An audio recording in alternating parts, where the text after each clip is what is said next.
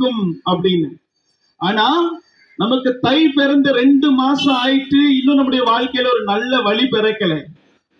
தை மாசம் பிறந்துட்டுன்னா நல்ல வருமானம் வரும், தை மாசம் பிறந்துட்டுன்னா குடும்பத்துல இருக்கிற பிரச்சனைகள் எல்லாம் மாறிடும் அப்படின்னு சொல்லிட்டு அந்த மாதத்திற்கு மேல் அந்த நாட்களுக்கு மேல நம்ம நம்பிக்கைகளை வைத்துக் கொண்டிருந்திருக்கிறோம். ஆனா தை மாசம் பிறந்து 1 மாசம் இல்ல 2 மாசம் 3வது மாசம் நடந்துடுச்சு. அந்த தை மாசத்துக்கு முன்னாடி எப்படி நம்ம வாழ்க்கை இருந்துச்சோ அதே மாதிரிதான் இப்போ இருக்கு. சொல்ல போனா இன்னும் அநேக பிரச்சனைகள், இன்னும் அநேக பாடுகள். அதற்கெல்லாம் என்ன ஒரே ஒரு வழினா, தை மாசம் பிறந்தா மாத்திரம் நம்முடைய வாழ்க்கையில வழி வராது. நம்முடைய மனசுல இயேசு என்கிறார் ஒருவர் பிறக்கணும்.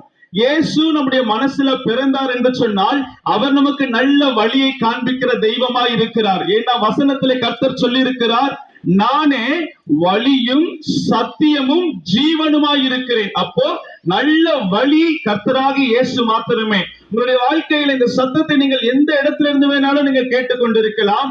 ஏதாவது ஒரு வாழ்க்கையில் ஏதாவது ஒரு காரியத்துல எனக்கு நல்ல வழி பிறக்காதா, எனக்கு என்னுடைய கணவருக்கு நல்ல வழி பிறக்காதா, என்னுடைய மனைவிக்கு சரீரத்துல பலவீனங்கள் நீங்காதா, எங்களுக்கு கர்ப்பத்தின் கனியின் ஆசீர்வாதங்கள் குழந்தை பிறக்காதா, எங்களுடைய கடன் பாரங்கள் மாறாதா என்று சொல்லி அந்த நல்ல வழிக்காக நீங்க காத்திருக்கிறீங்கன்னா நான் சொல்லுவேன், இயேசு என்கிறவர்களுடைய உள்ளத்திலே பிறந்தால் உங்களுக்கு நல்ல வழி பிறக்கும். உங்களுக்காக அந்த நல்ல வழியாகிய கர்த்தர் நம்முடைய இருதயத்திலே பிறக்க வேண்டும் என்கிறதற்காக இந்த பகுதி மக்களுக்காக நான் ஜெபிக்கிறேன். நீங்கள் விசுவாசித்தீங்கன்னா இருக்கிற இடத்துல கண்களை மூடுங்க. கர்த்தர் உங்களுடைய வாழ்க்கையில பெரிய காரியங்களை செய்வார்.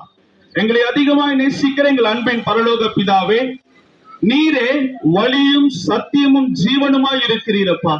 எங்களுடைய வாழ்க்கையில நல்ல வழிகளை காண்பிக்கிற சேனைகளின் தேவன் நீர் எங்களோடு கூட இருக்கிறீர்.